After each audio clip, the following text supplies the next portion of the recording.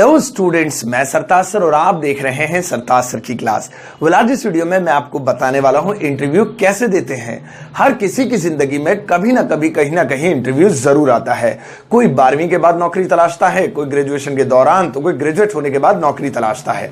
कैसा हो, अगर हमें पहले ही पता चल जाए कि इंटरव्यू में कौन से सवाल पूछे जाते हैं तो हम उनके जवाबों की तैयारी पहले से ही कर सकते हैं। इन सारे सवालों के जवाब आज आपको इस वीडियो में मिल जाएंगे, तो इस वीडियो का एंड तक जरूर देखिएगा।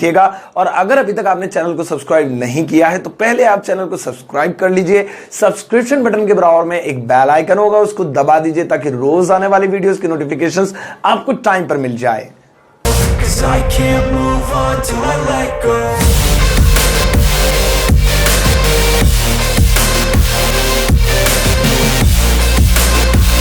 तो गाइज चलिए शुरुआत करते हैं इंटरव्यू से रिलेटेड इस वीडियो की। जब भी आप किसी कंपनी में इंटरव्यू देने जाने वाले हैं और आपका इंटरव्यू है तो आप घर पर पहले इंटरव्यू की कुछ तैयारी कर लीजिए। सबसे पहले देखिए, अपना एक रिज्यूमे तैयार कर लीजिए। अगर आपने रिज्यूमे तैयार नहीं किया है तो आप बायोडाटा तैयार कर लीजिए, और अगर ये दोनों चीजें आपके पास नहीं है तो ये सीवी आप एक यानी कैरिकुलम विटा तैयार कर लीजिए। अब आप सोच रहे होंगे सर ये तीन चीजें क्या हैं? एक्चुअली में ये तीनों चीजें एक ही चीज का नाम है। ये एक पेपर होता है जिसमें आपकी डिटेल्स होती हैं। इसे आप खुद भी टाइप कर सकते हैं और प्रिंट निकलवा सकते हैं, या फिर अपने नजदीकी साइबर कैफे से भी जाकर इसका प्रिंट निकलवा सकते हैं। मैंने तीनों नाम इसलिए बताए ताकि कोई भी लाइफ में आपसे कोई भी नाम ले, रिज्यूमे, बायोडाटा, सीवी, तो आप समझ जाएं कि वो आपसे क्या मांग रहा है।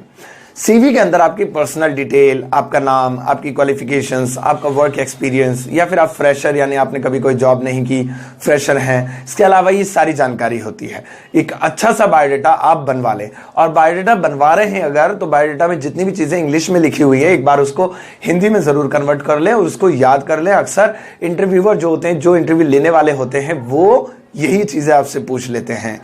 नंबर 2, आपको करनी है इंफॉर्मेशन इकट्ठा कंपनी के बारे में।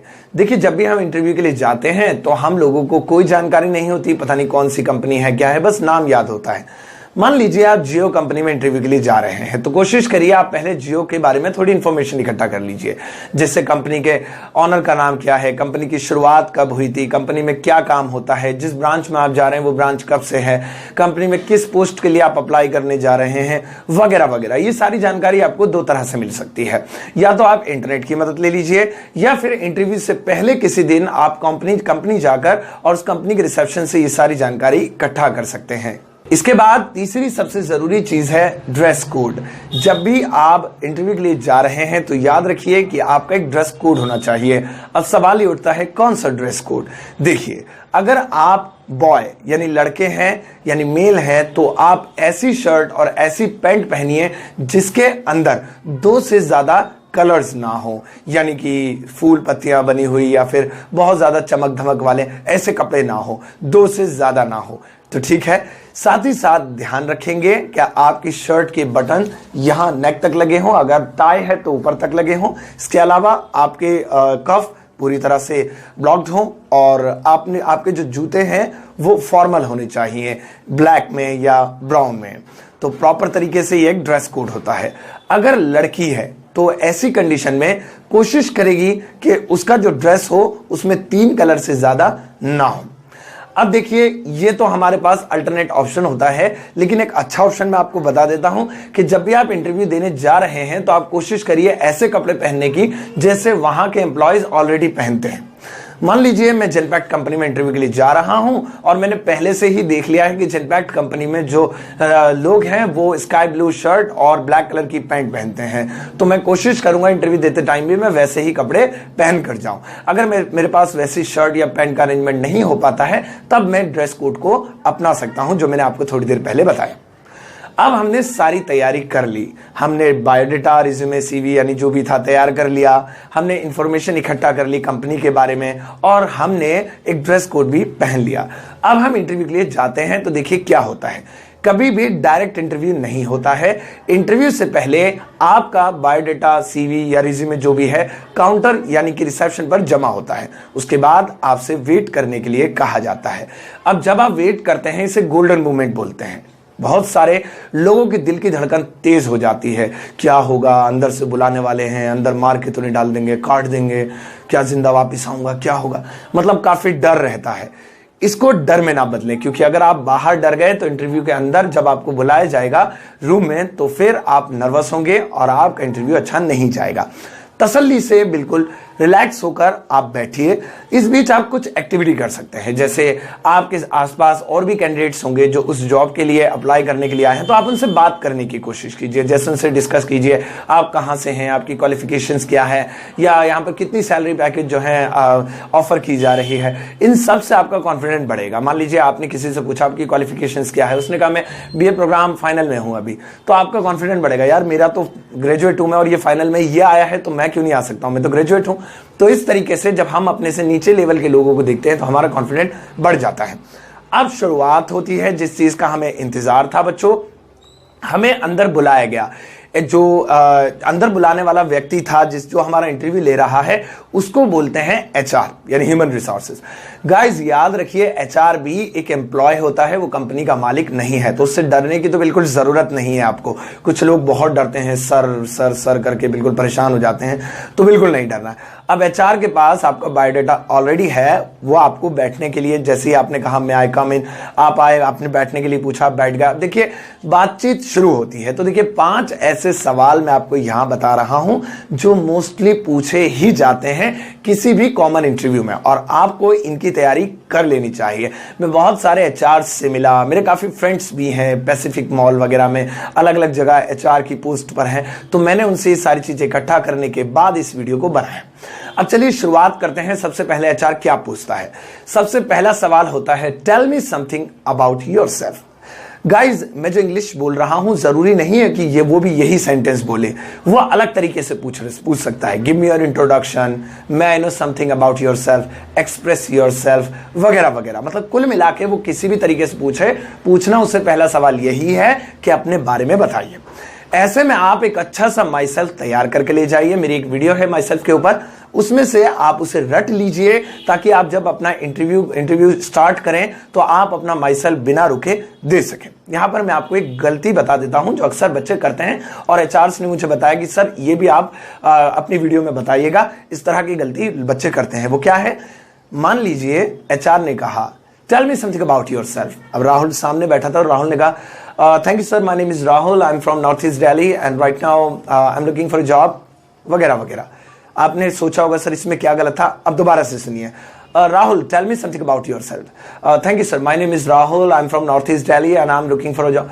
गाइस देखिए पहले वाले में उसने नाम नहीं लिया था, तो राहुल ने ठीक किया कि अपना नाम बता दिया, माय नेम इज राहुल।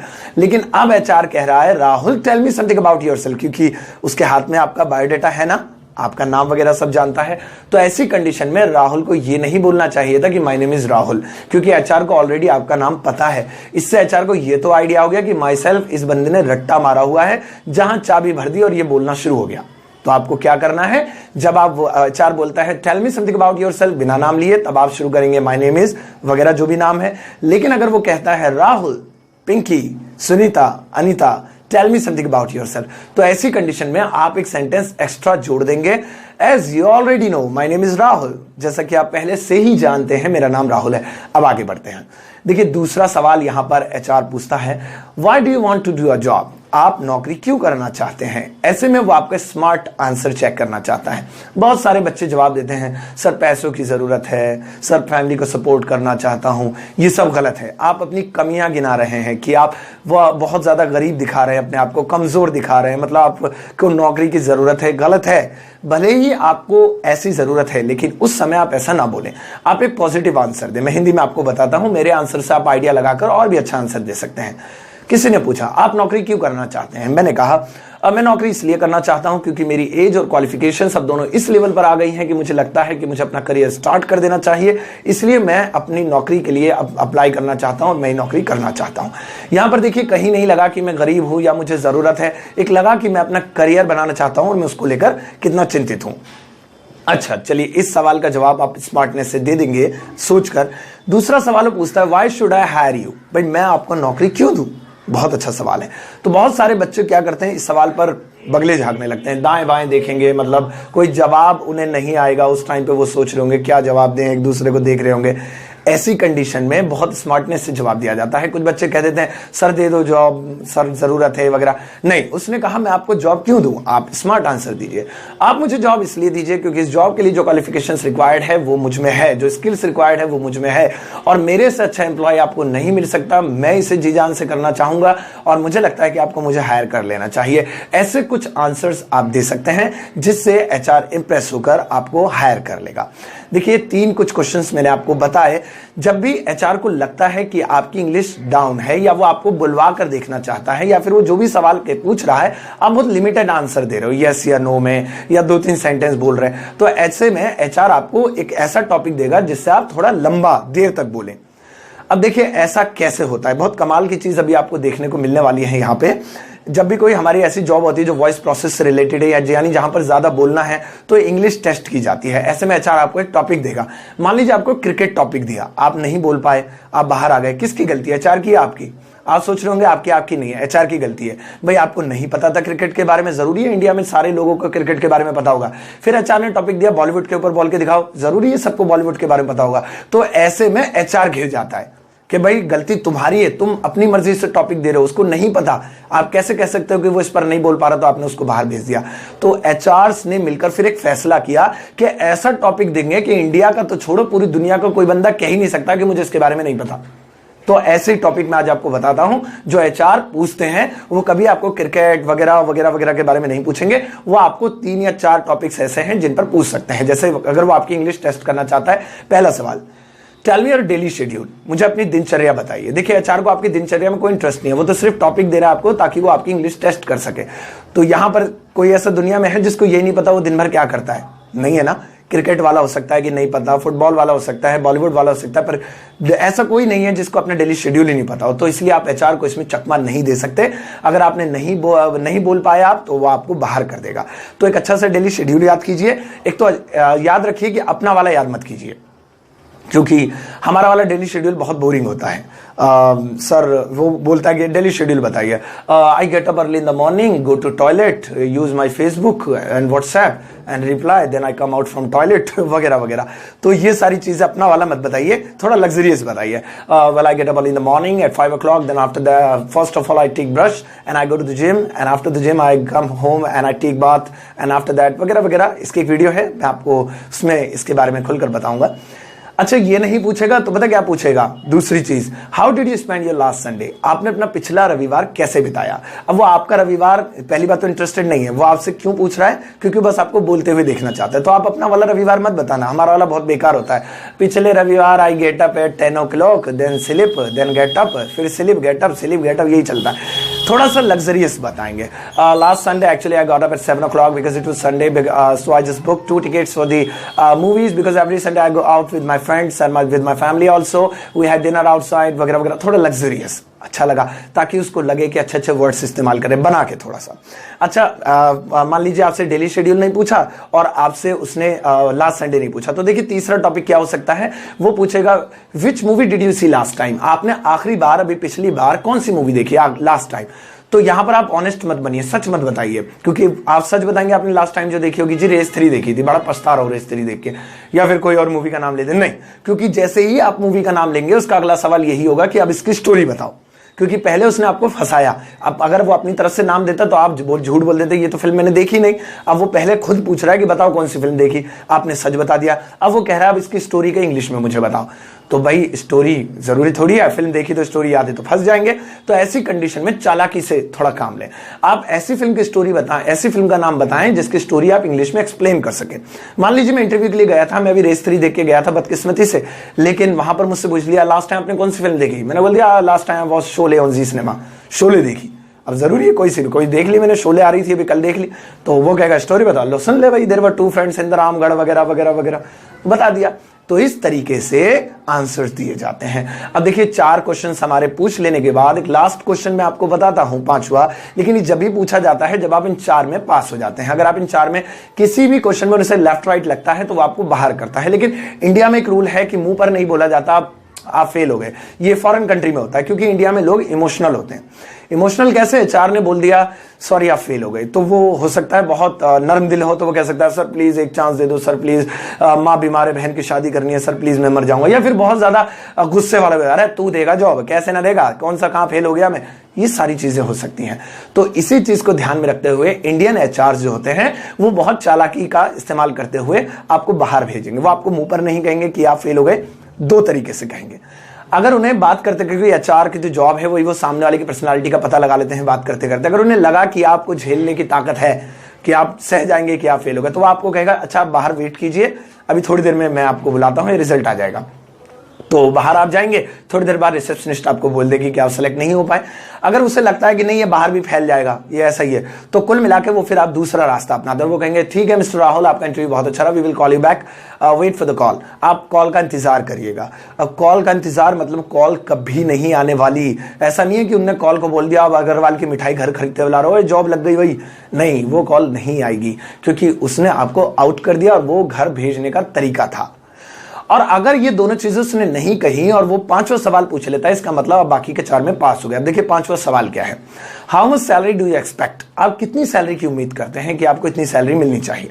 देखिए मैंने आपको कहा था कंपनी के बारे में इंफॉर्मेशन इकट्ठा कीजिए, तो वहां पर आप सैलरी के बारे में भी पहले पता कर लिया कीजिए कि आपको कितनी सैलरी ऑफर हो रही है। या फिर रिसेप्शन पे जब वो गोल्डन मोमेंट था, रिज्यूमे आपने जमा किया था, बाहर था, तब भी आप पता कर सकते थे कितनी सैलरी ऑफर हो रही है।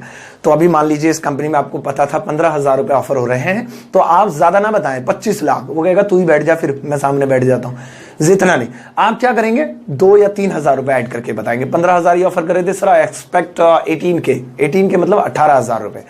तो वो हो सकता है कि आपको ना दे और वो कहे नहीं सॉरी इतना मैं नहीं दे सकता। तो एक बहस का टाइम आता है यहां पर। अब बाकी के 4 क्वेश्चन में बहस नहीं कर सकते, लेकिन सैलरी वाले में आपको बहस करनी होगी। अब बहस भी ऐसे नहीं करनी होगी, हाँ भाई कैसे ना बढ़ा रहा, ऐसे नहीं, आराम से तसल्ली से बहस करेंगे और लॉजिकल बहस करेंगे। कुछ लोग बहस ऐसे करते हैं, ना जी ना मेरे भाई को तो 18,000 रुपए मिल रहे हैं और धागे काट रहा है, ऐसे थोड़ी।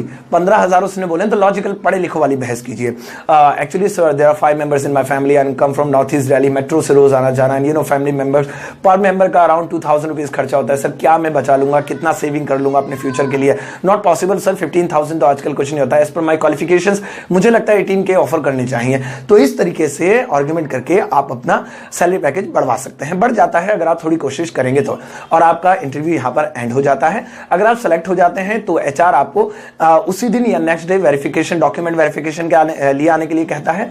अगर किसी कंपनी में ट्रेनिंग प्रोसेस है तो वो भी चलता है। हर ट्रेनिंग प्रोसेस में आपको पैसे मिलते हैं। याद रखिए अगर 15 दिन का ट्रेनिंग प्रोसेस है तो भी आपको सैलरी मिलेगी उन 15 दिनों की, लेकिन वो 1 महीने की सैलरी के साथ जोड़कर मिलेगी। तो आने वाली वीडियोस में आई होप आपको ये वीडियो अच्छी लगी होगी। आने वाली वीडियोस में आपको मैं गवर्नमेंट इंटरव्यू के बारे में भी बताऊंगा, कॉल सेंटर के बारे में भी बताऊंगा, सभी चीजों के बारे में बताऊंगा। और ये वीडियो कैसी लगी आपको मुझे कमेंट बॉक्स में जरूर बताइएगा, और इस वीडियो को ज्यादा से ज्यादा शेयर कर दीजिए और लाइक जरूर कीजिएगा।